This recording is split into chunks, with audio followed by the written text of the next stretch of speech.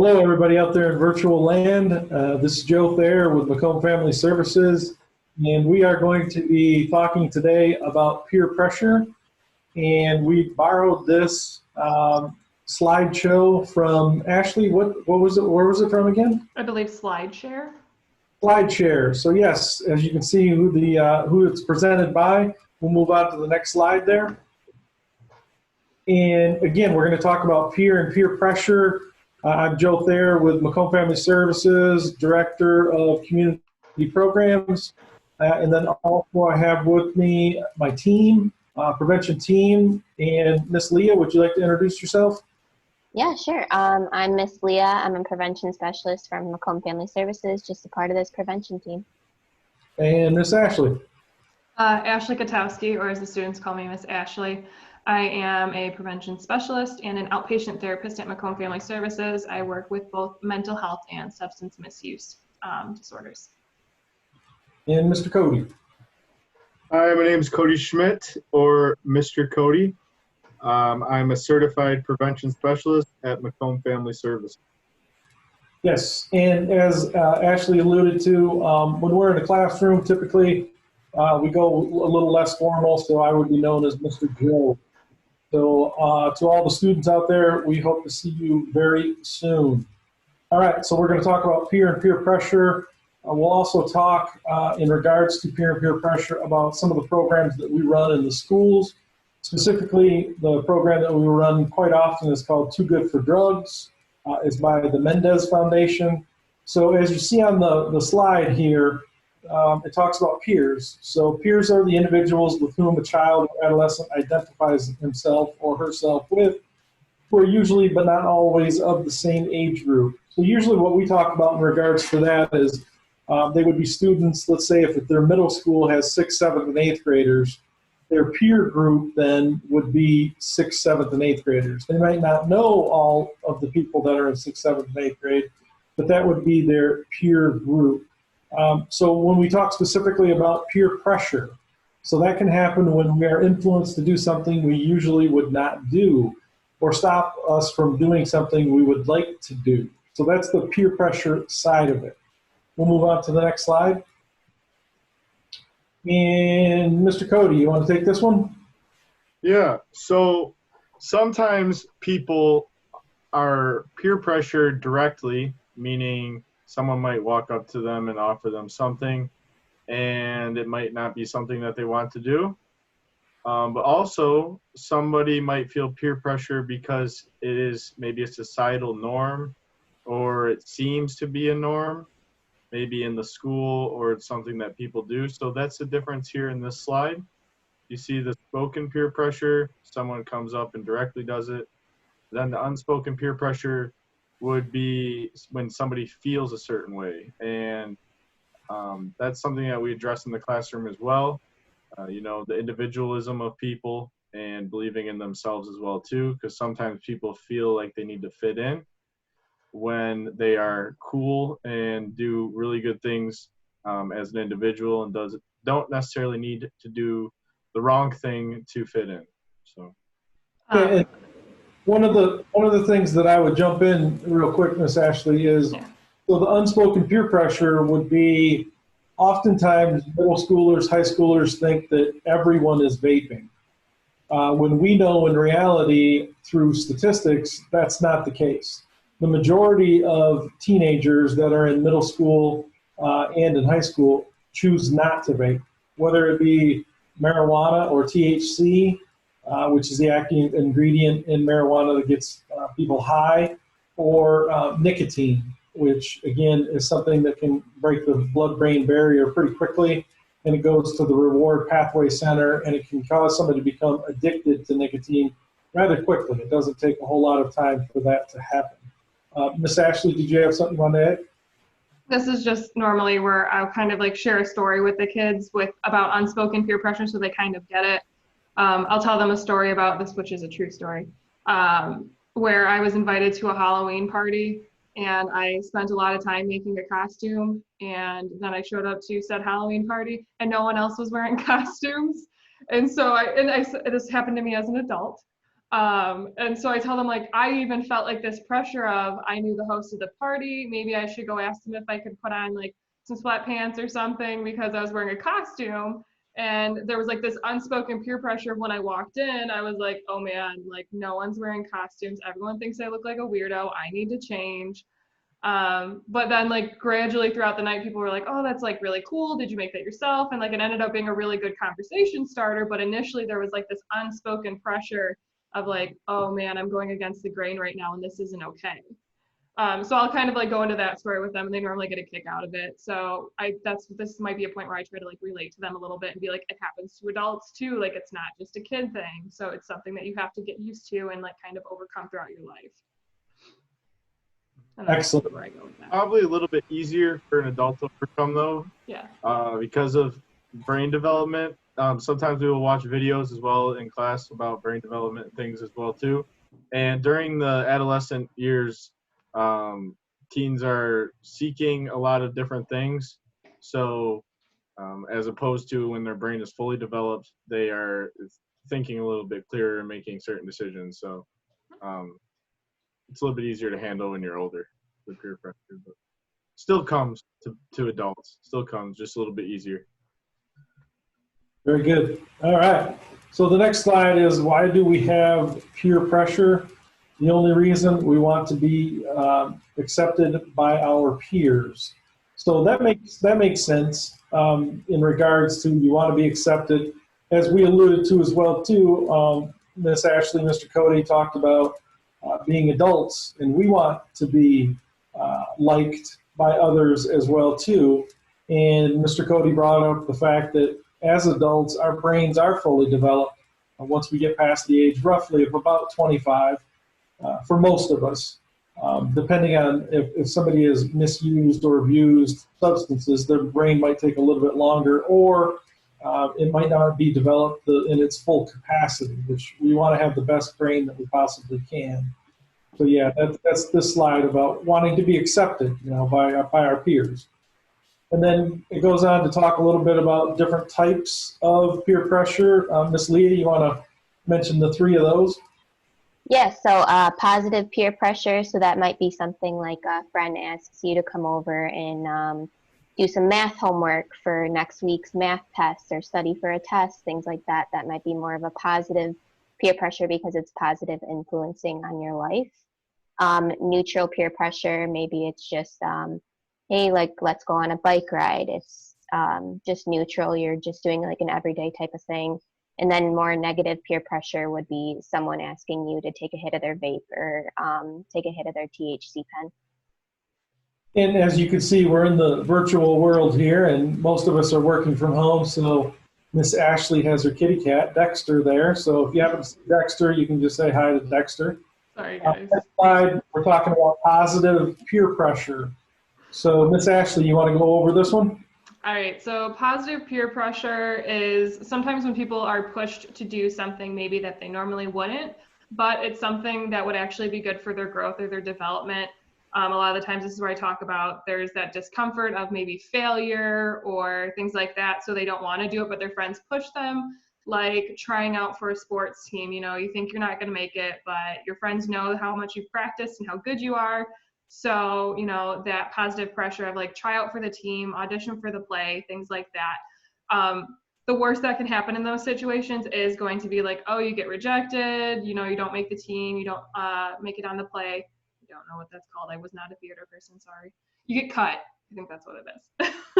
But so that would be positive peer pressure. Or as Miss Leah was saying, like pushing someone to study for a test. Sometimes we don't want to do those things that require focus and dedication, but when your friends like, we'll all hang out, we'll all study together, we'll all do our homework, do a study group, that would be a form of positive peer pressure. So it's when our friends just try to convince us to do something that's in our best interest, basically. So they're still pushing us and they're still, we might be hesitant, but that would be what positive peer pressure is. And sorry about my cat.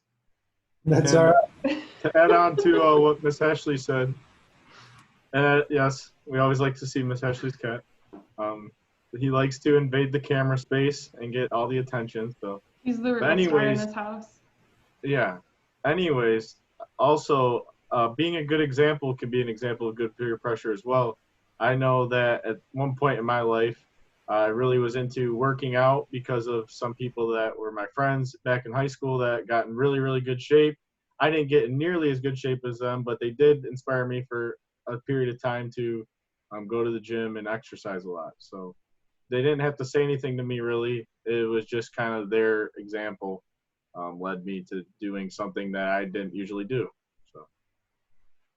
Perfect. All right, let's go to the next slide. And anybody want to volunteer to go over this one? I mean, I started going over it, so I'll keep going over it. So influences of good peer pressure. So oftentimes influence is given through friendship or feedback and advice.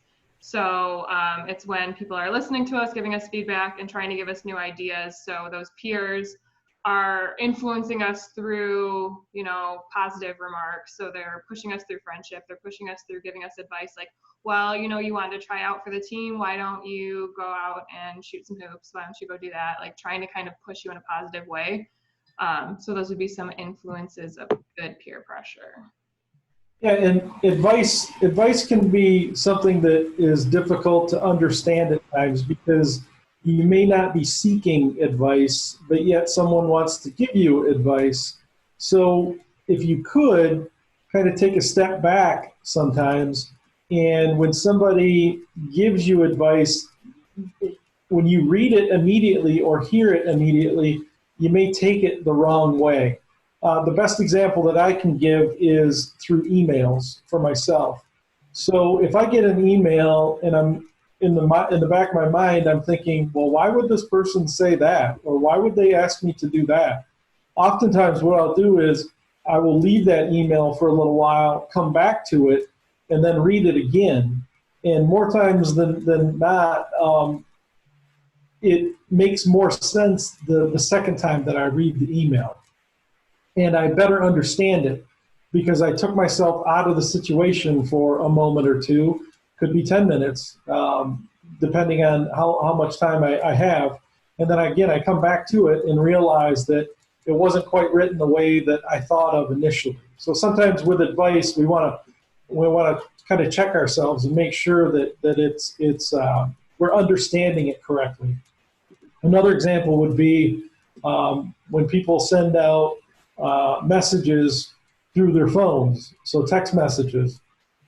Oftentimes we don't quite understand what that text message is, or we construe it or convey it in a way that is negative, but yet that person didn't necessarily mean it to be negative. All right, we go to the next slide. Oh, this is just more influences of good peer pressure, encouragement, socializing, new experiences. So when we're involved in clubs or like people push us to try new things, that's an example, positive thing. So joining clubs, you know, I always tell the kids I was in student council, but I didn't join until I was a sophomore in high school. And, you know, my friends were on, so they really pushed me to join and ended up being the greatest thing I was ever in. So like new experiences, encouragement, so cheering on your friends, and then socializing, so having good social supports and having a good social group is another influence of good peer pressure. And text. All right, Ms. Lee, you want to go over this one? Yeah, so the things that you can benefit from good peer pressure, so you might be able to learn new things, have new experiences, find new talents that you never thought that you could have before. You can overcome that fear of trying those new things because you finally realize that you are into different things than you used to be. You will avoid breaking the law, getting into trouble with your parents, or hurting your health. And you'll develop better friendships, socializing, encouragement, and good advice from the people that you surround yourself with. Excellent. And Mr. Cody, you want to go through the next one? Yeah, so that's what we're talking about with neutral peer pressure. It occurs when peer pressure, when peers pressure one to go along with the crowd in a way that's not harmful to others.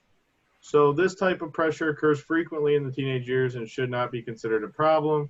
For example, your friends invite you to go to a party which many friends will go. So an example would be maybe a get together at somebody's house and there is no drinking, or smoking, things of that nature. And maybe the person is on the fence about it. Maybe they're a little bit shy, and the person invites them over and they feel free now to go. So that would be a pretty good example of that. Maybe inviting somebody to a homecoming picture or something like that. Very good. And the negative peer pressure. So when your friends persuade you to do something maybe you don't really want to do or is not in your best interest, that definitely would be negative peer pressure. Negative peer pressure is usually the result of wanting to be accepted by your peers. So oftentimes young people and adults, but we're focusing on young people right now, so middle and high schoolers, oftentimes they want to be accepted by their peers. So if you have a group of 10 people and they're doing something that is not good for them, and you have another person that comes into the circle of friends and they decide not to do those things, they may be ostracized or talked about. So then they might give in and say, oh, whatever, yeah, it's no big deal. Sure, I'll do it once, I'll try it. And then that is that negative peer pressure. And the group, the other 10 people, are actually putting that peer pressure on them as well, too. So they're making them feel uncomfortable if they choose not to do something. So the examples are skipping class, fighting, smoking cigarettes or using vape products, stealing, using alcohol or other drugs, lying to your parents or guardians about where you're going, maybe even vandalism, trespassing, skipping class. A number of those things obviously would be illegal. So negative peer pressure can come in a number of forms and fashions. Yeah, I think fighting too, if you look at fights, usually there's 10 people surrounding them with cell phones encouraging the fight instead of trying to break it up. And that, I mean, that's another form too. So just an example of something that might happen in the schools. Very good. And do we have the next one? All right. Miss Ashley, you want to go over this one? Yes. All right. So how can bad peer pressure affect you? So often with bad peer pressure, you are going to see things like doing bad behaviors like drinking alcohol, using drugs, or smoking, obviously all underage, which can lead to trouble with the law, and in the history, it's going to affect your health. So if you're using it for a long period of time, it's going to have an impact on your health. So what we're going to see is issues with behaviors and health, and then even interactions with parents. It's going to put a wall between you and your parents, things like that. So doing behaviors maybe that are going to affect different areas of your life in a negative way. It doesn't. All right, Miss Leah? Yes, so this slide is just talking about different ways that you can respond to negative peer pressure. So the key is to dealing with the negative peer pressure is self-confidence. Be yourself, make your own decisions regardless of what others think. Listen to your gut, learn to feel comfortable saying no, hang out with people who feel the same way that you do. If a situation seems dangerous, don't hesitate to get an adult's help. Yeah, and I think that in the Too Good for Drugs manual with the Mendez Foundation, it talks specifically about this. I can't remember if it's our peer prevention bingo game too that talks about standing up for your convictions. So basically you're standing up for yourself, but also what you believe in. It could even be something that your family believes in. So if your belief is that people shouldn't steal things, then we would hope that you wouldn't be a person that is taking things from other people. So that goes along with it as well too, with the negative peer pressure. All right. So next one is, although peer pressure has its good and bad, we have to accept the good and face the bad. If not, we will be influenced by our peers to do something which might be dangerous or unhealthy. So again, the example that is out there right now quite a bit would be vape products. That's what we run into the most with our middle schoolers and our high schoolers as far as them getting into trouble like a suspension, and they might come see us for a teen intervene class so that they can get some of their suspension taken away. So instead of 5 days, it might be reduced down to 2 days if they come to our class. So that would be an example of a bad behavior, a negative behavior. And again, we're not out here wagging our fingers telling, young people, middle and high schoolers, what they should or shouldn't do, but we are definitely asking them to think about what they're doing. And if they're choosing to do or to have negative behaviors, why is it? What's the root cause of that? Is it because you're trying to be accepted by others? You're trying to fit in? You want to impress people? So we really want to get to what we call the root cause of why you're choosing to do something. All right, so let's face it. Saying no. Who wants to talk about that? I'll talk about it. So, when I was growing up, and I'm sure all four of us growing up, one of the main peer pressure refusal strategies we were taught was to say no. And that is a good start.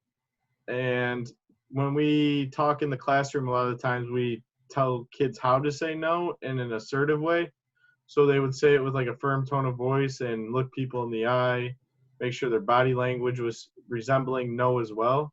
Because a lot of the times people might give a maybe or something, and usually when they say maybe, they mean maybe, but the peer pressure might think they mean yes. So then they continue to even pressure harder because their no was not it was not assertive. So the next thing it says is take action. Sometimes we are able to tackle peer pressure because we feel more comfortable in our environment. Standing up for someone may help us exercise our beliefs or rights. Both of these are ways in which we are able to create a positive vibe out of peer pressure.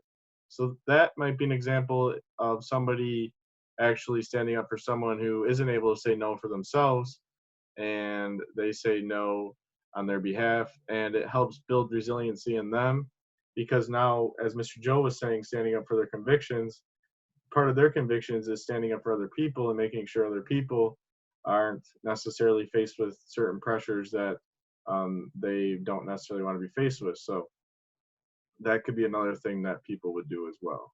Two good approaches. Next, do you want me to go again, Mr. Joe? Sure, why not? I'll read these two again.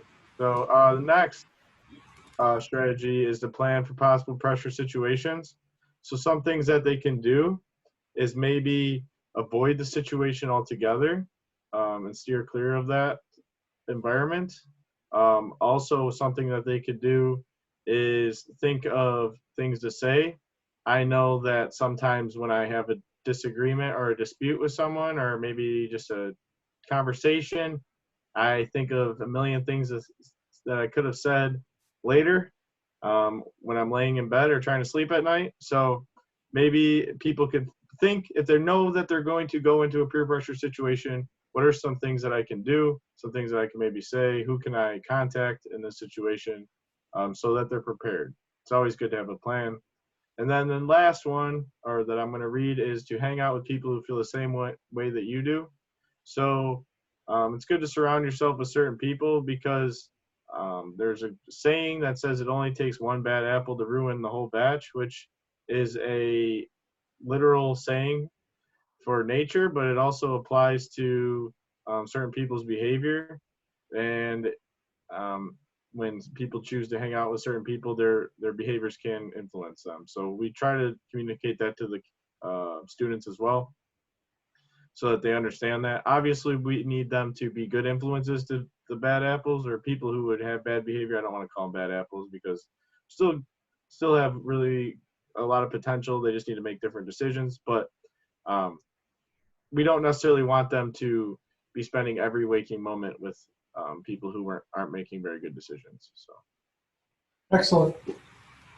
And Miss Leah. So choosing friends is very important for us. We can't live without friends, but we also can't have a bad peer pressure. Good peer pressure can improve us, but bad ones won't. Having a true and good friends is very important. We should choose our friends carefully, know who is the good peer and who is the bad. All right, so that is the slideshow that we have in regards to peer pressure. And I think that I'll kind of end this on my note in that peer pressure never goes away. And it doesn't matter what age you are, if you are in elementary, middle school, high school, higher education, you're out into the work world after high school, or you go to a higher education, it doesn't end. When you become an adult, it doesn't end. So we are consistently making decisions, and hopefully we make good decisions. And if we happen to make a bad decision, what we don't want to do is compound that bad decision by making more bad decisions.